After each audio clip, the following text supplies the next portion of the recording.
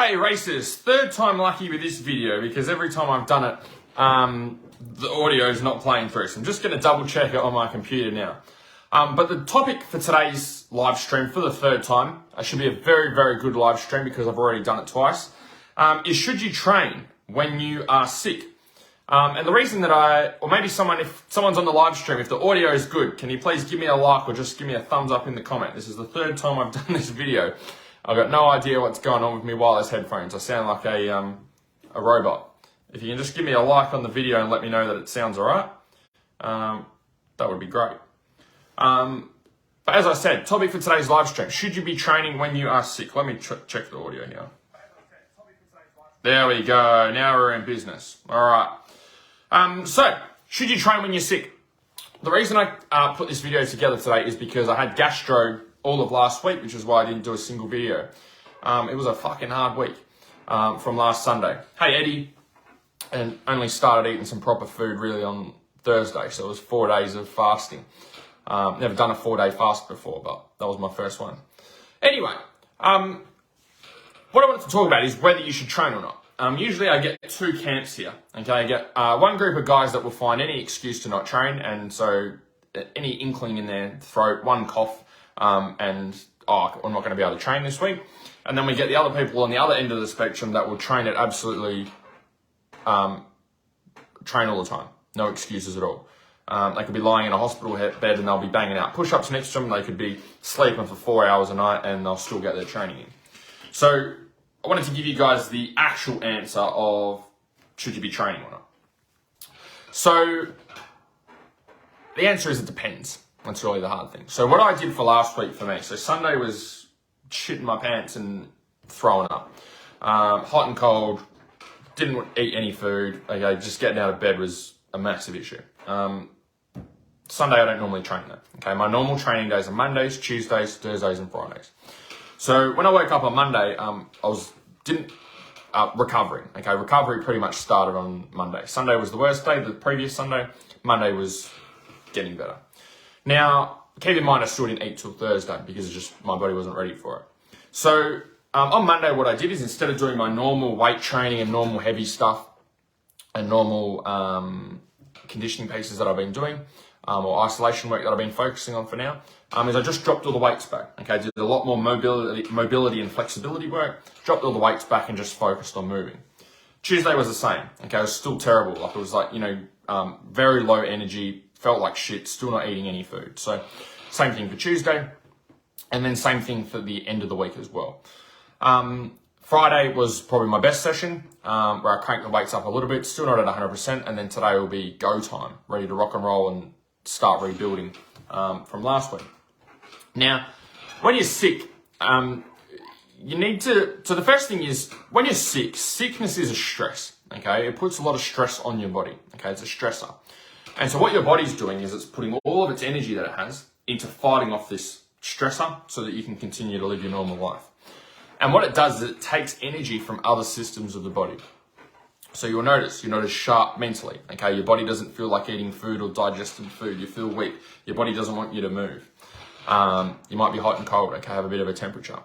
And so the reason your body does that is because it's taking it needs as much energy as it can to be able to fight off this little critter, okay, or stressor that's come into your body to keep you going. Now, as great as training is stress, okay, and that's how you get fitter, faster, and stronger. You go and train, you put your body under stress, you put it under stress, it recovers from the stress, and it gets better. The same thing happens with sickness, okay? Your body gets put under stress from the sickness, it comes back a little bit fitter, faster, and stronger. In terms of its immune system. Now, what happens though is if we're sick, hey Brad, and then we try and train, okay, what we're doing is we've got stress from the sickness, and then we're adding stress from training on top of that. So we've got twice as much stress.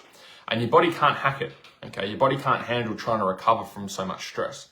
So what happens is instead of being sick for this period of time, and then recovering for the rest of the week, or the rest of, getting back to normal, what happens is our recovery process goes from being this long to being this long. So you might be able to train, okay, you might push through being sick and throwing up and shitting your pants and muscles being sore and all the rest of it. But what's going to happen is, number one, those sessions are going to be very low quality. They're not going to be good, okay? In terms of getting a benefit from them, I would say little to none. but you're also going to stretch out how long it takes you to recover. So instead of missing one session, okay, or dropping the intensity back on a couple of sessions, now we're going to have lots of poor quality training sessions. So my philosophy on this is let your body get sick, let it do what it needs to do, give it the break it needs. Hey, Jason, to hurry up and get back to 100% as quickly as possible. When it comes to things like painkillers and that, okay, or cold and flu tablets, I'm not a fan of those. And the reason I'm not a fan of those is our bodies are very smart. Okay, our bodies are extremely smart. So if you think about it, if I eat an apple, right? When I eat an apple, that apple gets turned into skin, gets turned into hair, gets turned into a nose, turned into ears, turned into a chest, turned into a muscle, turned into tissue, turned into organs, turned into bones, turned into nails. Like, that's pretty fucking smart, right? I mean, there's nothing else in the world that comes even remotely close to being able to take like an apple and convert it into those things. But our body can do that, okay? It's great at doing that. But somehow when it comes to sickness, is people think that our body has these massive flaws and we need to try and outsmart it by, number one, shoving food in it when it's telling us we don't want food. And number two, by taking cold and flu tablets so that we can keep powering through. Now, first of all, with the body in sickness, the body tells you what you need to do to be able to recover. So like for me, like I always felt like hot and cold, my muscles were sore, had a headache, felt like shit, no energy, didn't want to eat food, okay? My body's giving me the steps that it needs to help it to recover. It's going, hey, you've got sore muscles, you feel weak, don't go and do exercise, don't go and do a whole heap of strenuous stuff while you're sick, because we don't want your body to be under more stress, okay? We want you to lay in bed or want you to rest. So when we take like cold and flu tablets to try and get over sickness, for example, we might not have the symptoms of sickness. Hey, John, but we're still sick. Our body's still sick. So what happens is instead of us listening to those signals and our body's saying, hey, you feel weak, rest, recover, you have a cold and flu tablet, you don't feel those symptoms. And because you don't feel those symptoms, then you start to do shit. So your body actually wants you to rest in bed, but because you've taken a cold and flu or painkillers to cut off those signals, what happens now is you start doing shit. Okay, you go to work, you don't sleep as much, you start going back to sport, you go back to training. And so what happens is your recovery becomes very, very slow. And you don't get back to peak performance very quickly because you've been pushing through when your body's trying to tell you to stop. Now, there is times when cold and flu and painkillers come in handy. If you went to Think just recently and you woke up sick on the morning of Think, you bet you'll be taking cold and flus, right? And doing anything you can to push through.